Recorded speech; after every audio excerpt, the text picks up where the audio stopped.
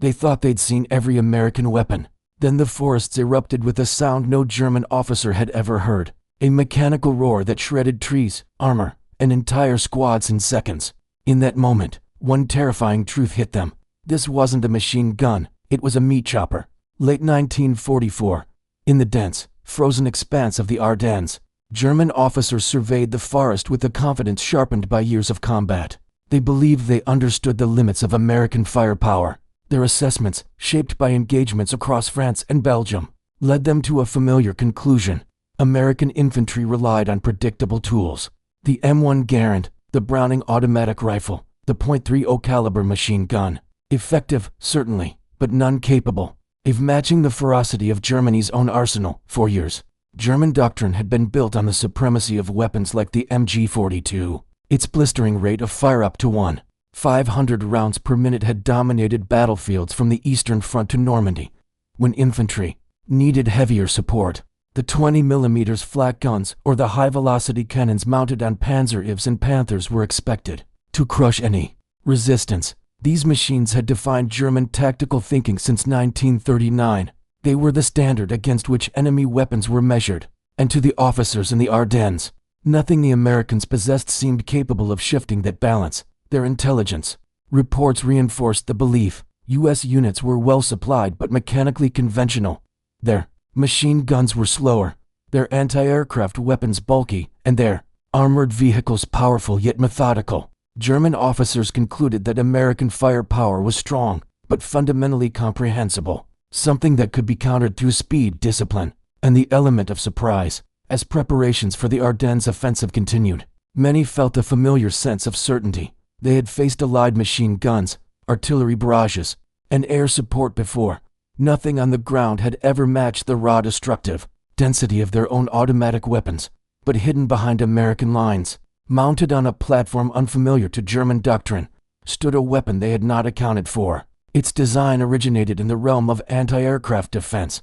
Built to track and engage fast, high-altitude threats, it had been engineered to bring down fighters and bombers, not infantry or vehicles crawling through a winter forest. Yet in the final months of 1944, American crews had begun to employ it in a way its designers had never explicitly intended, pivoting the barrels downward, adapting an air defense system into a ground support weapon of extraordinary effect. The officers, positioned along the tree line, had no reason to expect such a shift. The Ardennes was quiet to quiet. Snow muffled every step, absorbing the usual noises of an active front. In the stillness, German confidence hardened.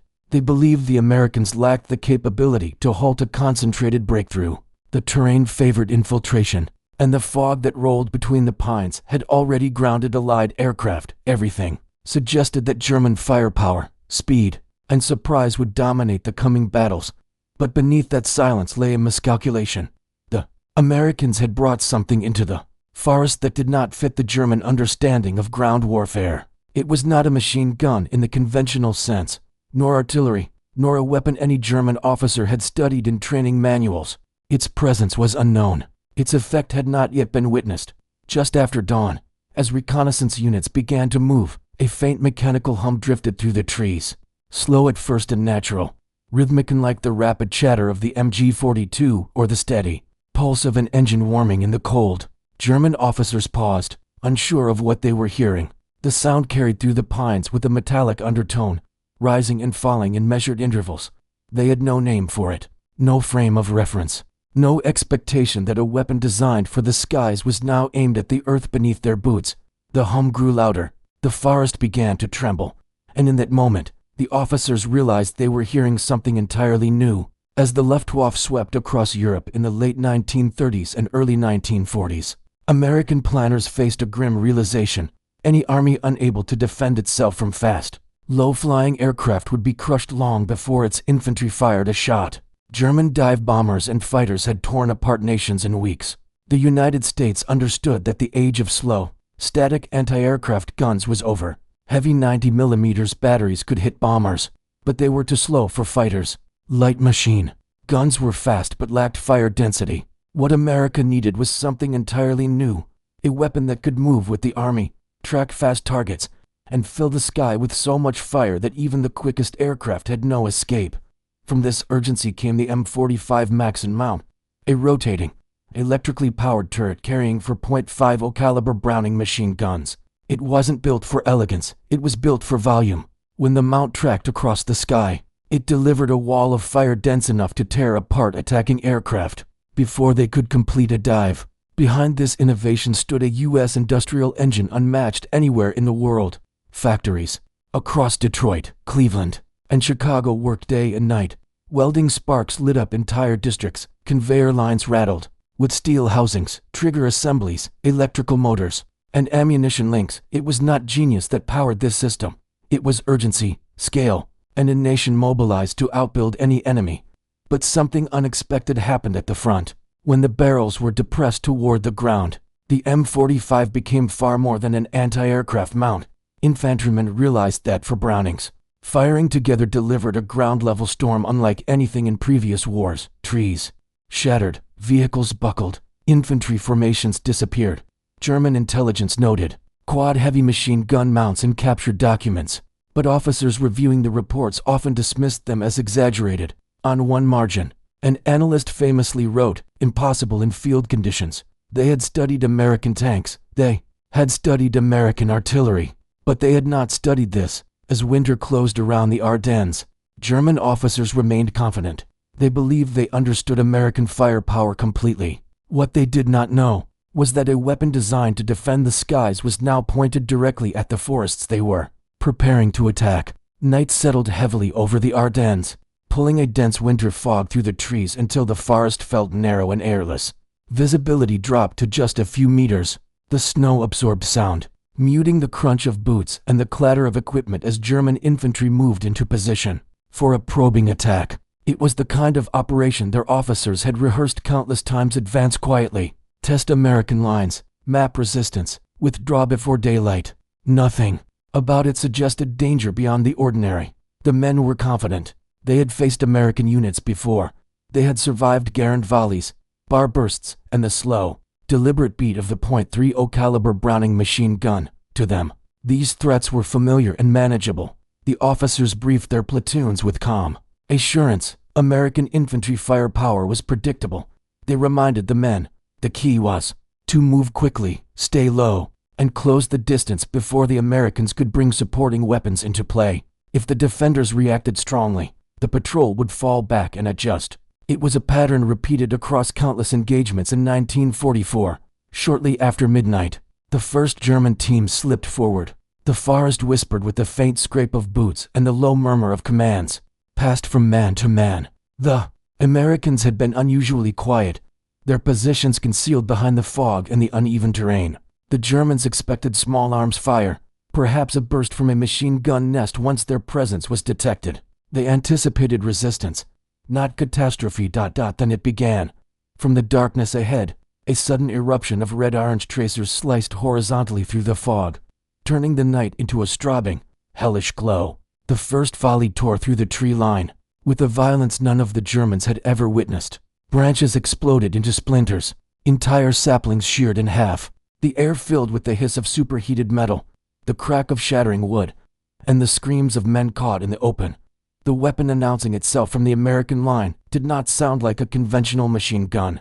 It was deeper, heavier, mechanical in a way that was almost unnatural for overlapping rhythms merging into a thunderous, continuous roar.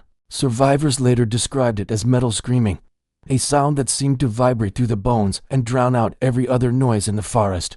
German soldiers hit by the first bursts never reached the ground alive.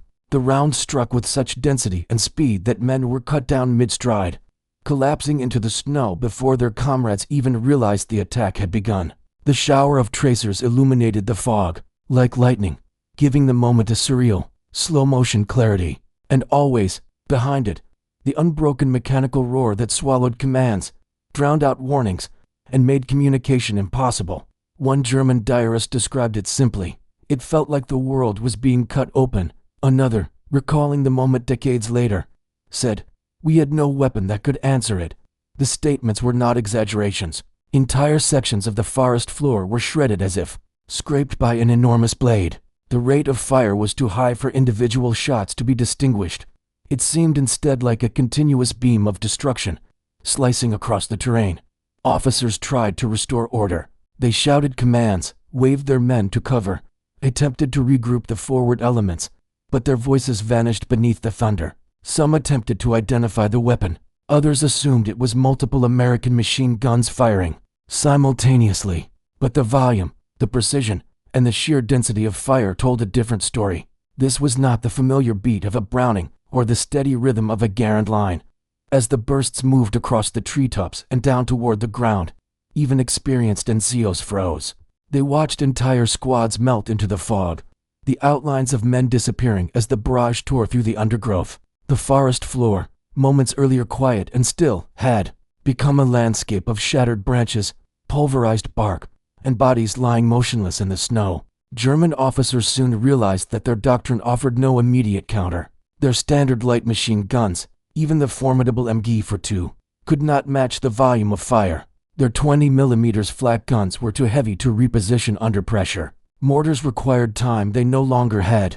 The weapon facing them was mobile, rapid, and devastating at short range, something they had not prepared for. Those who survived the first encounter later described the emotional shock as greater than anything they had faced on the eastern or western fronts. The confusion was total, the disbelief immediate, the terror unmistakable. Many assumed they had walked into a pre-sighted kill zone. Others believed they were facing a new American weapon never before seen in combat. All agreed on one thing: the fire coming from the American position was not intended to suppress or delay. It was meant to obliterate. A German platoon leader, interviewed after the war, summed up the moment with stark clarity. This is not suppression fire. This is annihilation fire. The probing attack collapsed almost as soon as it began. Those who could still move retreated into the trees, stumbling through fog and snow, trying to escape a weapon they could not see and had no words to describe. Only later would they learn what had unleashed the storm. For heavy automatic guns, mounted together, originally built to defend the skies, but now pointed straight at the forest floor. The first reports filtered back before sunrise, carried by shaken runners whose faces told the story before their words did. When German officers gathered after the failed probing attack, the atmosphere inside the makeshift command post was unlike anything they had experienced since Normandy. These were men accustomed to evaluating setbacks, calculating losses, adjusting tactics, absorbing battlefield surprises. But what confronted them now was not a tactical setback. It was a shock that reached deeper, cutting into the foundation of their assumptions about American firepower. Maps lay open on the table, but few officers looked at them. Most stared into the dim lantern light, replaying the sounds and flashes they had witnessed only hours before. The reports were fragmented at first, confusion mixed with disbelief. Then one officer voiced what the others had been avoiding. Their intelligence assessments had been wrong, spectacularly so. The Americans had brought a weapon forward that German analysts had either misunderstood or dismissed entirely, and now its effect was undeniable. They attempted to analyze what they had heard and seen. "It fires too fast," one officer muttered, still struggling to comprehend the density of the barrage. Another shook his head, recalling how the fire had shifted with unnatural speed. "It's mobile," he added. The weapon had not behaved like a fixed emplacement or a heavy anti-aircraft gun. It had tracked movement, rapid, precise, unbroken.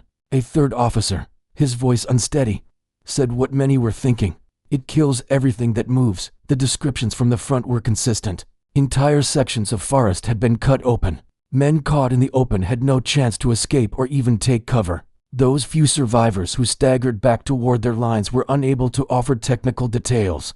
They spoke instead in raw, shaken phrases.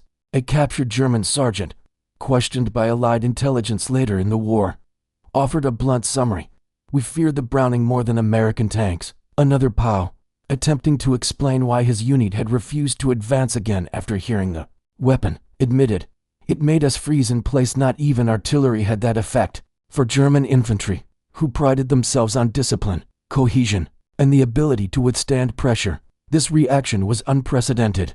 Artillery, no matter how heavy, followed patterns. Mortars announced themselves with arc and whistle. Machine guns had their rhythm. Even Allied air attacks, terrifying as they were, could be anticipated. But this new American weapon introduced chaos. Its fire was too fast to read, too thick to predict, and too destructive to counter. In the confusion, discipline faltered. Training clashed with instinct, an instinct one. The emotional collapse began not with the casualties but with the sound. Those who had been within range during the first encounter recognized the weapon instantly. The deep, mechanical roar for heavy barrels spitting fire in a single, unbroken stream lodged itself in their memory. Soldiers at the front began to react reflexively the moment they heard it spool up. Some dropped flat. Others scrambled for cover. A few froze entirely, convinced that movement meant death. The sound had become a psychological weapon. Cutting through the winter fog long before the tracers appeared, officers attempted to restore order. They gathered their men, spoke firmly, and repeated the familiar lines about American firepower being manageable. They reminded the troops that discipline and aggression had carried them through battles against far tougher Soviet defenses. But their words carried little weight now. Fear had entered the ranks, a kind of fear that German doctrine had never prepared them for. It was not fear of tanks, which they had fought since 1941. It was not fear of artillery, which every army endured. This was fear of something they could neither see clearly nor understand fully. A fear tied not to the weapon's appearance but to the devastating effect it produced. The contrast between German discipline and this growing sense of helplessness became stark. Squad leaders barked orders that no one obeyed, and COs tried to rally forward elements, only to watch their men hesitate or look away. Veterans who had survived years on the Eastern Front spoke quietly among themselves, acknowledging that the Americans had introduced a level of mobile fire density unmatched by anything German infantry had encountered. And once that acknowledgement took hold, confidence fractured. By the following morning, preparations began for another assault. Orders had come down, objectives had not changed. The offensive would continue. Officers spread out through the forest, checking weapons, inspecting positions, and speaking to their troops. But beneath their movements lay a tension they tried hard to conceal. They had heard the weapon too. They had seen what it did to the forest. And now, as they studied the fog-draped terrain ahead, they faced the uncomfortable truth that their understanding of the battlefield had shifted overnight. They gave the familiar commands. They discussed flanking routes, artillery support, and fallback positions. They reminded their men that success depended on speed and aggression. But even as they spoke, the memory of the previous night persisted. The forest was too quiet. The fog hung too still, and at the edge of hearing just faint enough to question whether it was imagination. Some thought they could detect it again, a distant mechanical hum, rising and falling within the trees. The soldiers tightened their grips on their weapons. Officers exchanged uneasy glances. The next attack was moments away, and every man preparing to move forward carried the same unspoken thought. If that weapon opened up again, no amount of discipline would save them.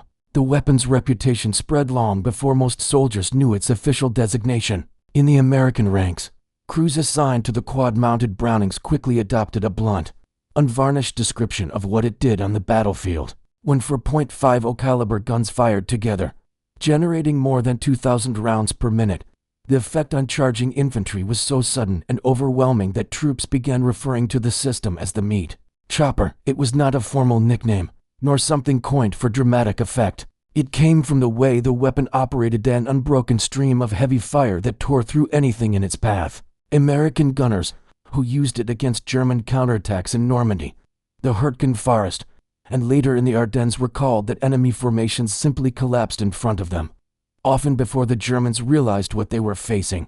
The name did not remain an American invention for long. Rumors spread rapidly through German units after the first encounters. Survivors spoke in hushed tones about a weapon capable of delivering fire far denser than any Allied machine gun they had previously faced. Men who had seen the effects firsthand returned to their companies with stories that were difficult to believe, but impossible to ignore. Among the whispers were vivid claims. It can cut a man in half. Others insisted the rounds were so hot and so numerous that it melts armor. Some said the bursts were so intense that it turns trees into dust. These statements were exaggerations, born from fear and fragmented memories, yet they captured an essential truth. The weapon's destructive effect exceeded anything German infantry expected from a ground-mounted system. The real physics behind the weapon explained why it created such an impression. A single .50 caliber Browning machine gun fired heavy rounds capable of punching through vehicles, sandbags, and reinforced positions. Mounted in groups of 4, synchronized on a powered turret, the guns produced a wall of fire that hit the target zone with overwhelming density. Every second delivered a stream of metal equal to a full magazine of rifles. The barrels tracked, smoothly in unison, allowing the gunner to sweep across terrain with mechanical precision. Trees struck by multiple rounds did not literally turn to dust, but the combined impacts shredded bark, stripped branches, and split trunks. Light vehicles caught in the barrage were overwhelmed by the sheer number of hits. Infantry exposed in open terrain had no realistic chance of surviving. German officers confronted the implications with growing unease. The tactics that had served them for years, rapid advances, concentrated machine gun fire, tight infantry formations, were ineffective against a weapon designed to saturate space rather than suppress specific targets. The quad mount did not require perfect aim. It only required general direction. Even armored half-tracks risked serious damage if caught in the sweeping arcs of tracers. Officers attempting to plan new assaults realized they were facing a battlefield equalizer they had not prepared for. No tactic, one captain admitted in a post-war interview, could stop or survive it once it opened fire.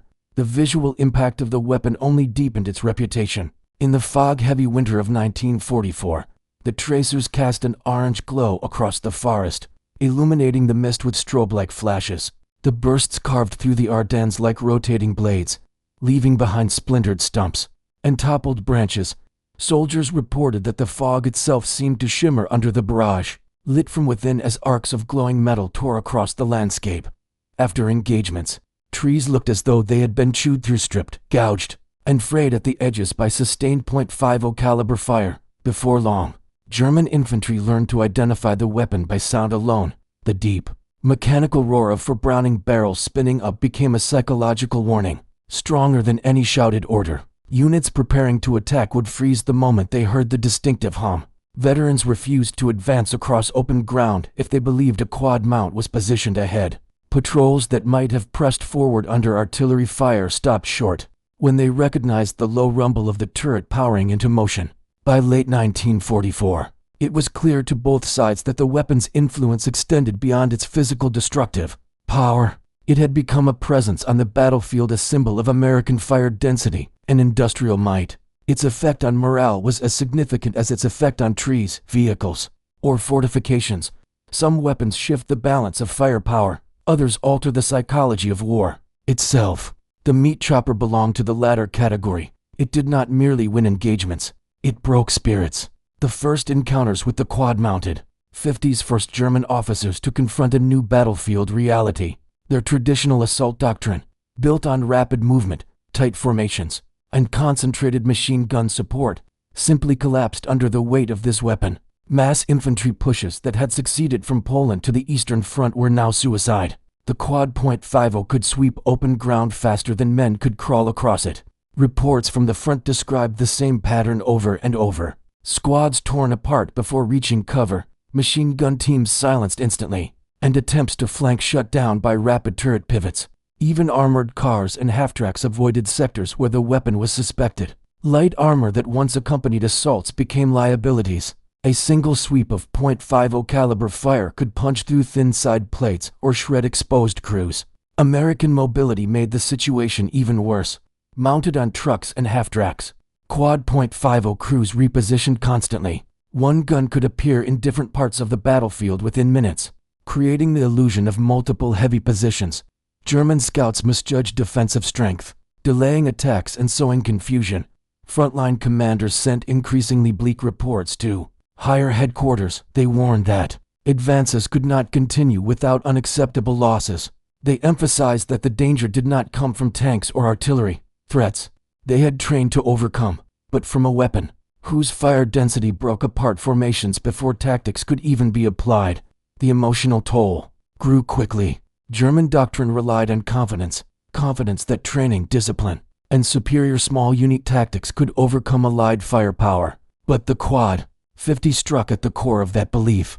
It needed no complex maneuver, no careful aiming, no elite crew. Its power came from its ability to sweep terrain clean in seconds. By late December, officers understood the deeper problem. This weapon was not just a tactical innovation. It represented a battlefield shaped by a level of mechanization and fire output Germany could no longer match. While German factories struggled under bombing and resource shortages, American units arrived with abundant ammunition, replacement parts, and spare barrels for every mount. The quad .50 became a symbol of the shifting war a reminder that the conflict was no longer determined by tactics alone. It was determined by who could deliver overwhelming fire at the moment of contact. And on that battlefield, Germany was outmatched. At dawn, the forest seemed almost peaceful. A thin sheet of snow covered the churned earth, and the fog hung motionless between the trees. German officers prepared their troops for a final counterattack, one last effort to break through the American line before the window of opportunity closed. They moved quietly, issuing final orders, emphasizing speed and aggression, reminding the men that surprise could still turn the battle. For a moment, the forest held its breath. Then the assault teams pushed forward, emerging from the tree line in disciplined waves. Their boots crunched in the fresh snow, rifles held tight, machine gun crews hauling their weapons into position. Officers scanned ahead, expecting American rifle fire or sporadic bursts from bars and .30 caliber Brownings. Nothing they anticipated suggested the scale of what waited for them. The first quad, 50, opened fire without warning. The effect was instantaneous. Snow erupted into red-stained clouds as the heavy rounds tore across the open ground. The fog lit up with orange tracers that cut through the trees in long, violent sweeps. Entire machine gun nests vanished under the barrage, their positions shredded before their crews could fire a single shot. German soldiers dropped instinctively, but the density of fire left no safe direction. Men who tried to retreat were struck mid-step, falling into the snow before they could even turn. Within seconds, more quad mounts joined in. Their synchronized bursts created a rolling thunder that echoed through the forest, drowning out shouted commands. Officers who had expected to guide the advance instead froze, stunned into silence by the ferocity of the American response. They had fought Allied armor, endured artillery barrages, and survived air attacks. But this was different. This was the battlefield transformed into a storm of metal delivered by weapons originally built to bring down aircraft. One commander, his face drained of color, watched as another wave of infantry collapsed under the sweeping fire. He leaned toward his adjutant and whispered the only thought that made sense in that moment. If this is what their machine guns do, what will their tanks do? Around him, the counterattack disintegrated. Units broke formation, not from lack of discipline, but from the simple impossibility of advancing through fire that erased entire sections of terrain. Snowdrifts were torn open, trees split apart, and the air itself seemed to vibrate under the barrage. The officers who attempted to restore order quickly realized the futility. No command, no adjustment, no tactic could change the outcome. By the time the firing ceased, the forest had fallen silent again, but it was no longer the same place. The snow was churned, the trees scarred, and the remnants of an entire company lay scattered across the slope. Survivors stumbled back to their lines, shaken and speechless. No one discussed courage or determination. No one spoke of regrouping. The question that now weighed on every officer was how to continue a war against an enemy capable of bringing such overwhelming force to the field so quickly and so effortlessly. In their after-action reports, German officers abandoned the confident tone that had defined earlier operations. One wrote, "The Americans have machines we cannot challenge." Another concluded simply, "Their firepower is beyond our capacity to counter." These were not bureaucratic assessments. They were acknowledgments of a shifting reality. The Quad .50 had become more than a tactical obstacle. It had become a symbol, a tangible demonstration that Germany was now fighting a superpower whose weapons were engineered not merely to defeat opponents, but to overpower them completely. In the Ardennes, that realization spread through German ranks like a cold wind. From that moment, the outcome of the war felt increasingly certain, not because of a single weapon, and not because of one failed counterattack, but because the German officers had seen, unmistakably, the scale of the force rising against them. It was the moment they understood that the war was no longer a contest of strategy or endurance. It was a confrontation with inevitability.